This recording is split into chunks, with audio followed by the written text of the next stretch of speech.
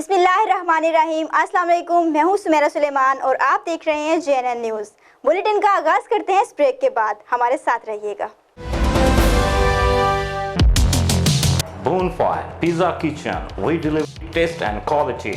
Namakot Chowk, opposite Paiko Pump, Khanpur.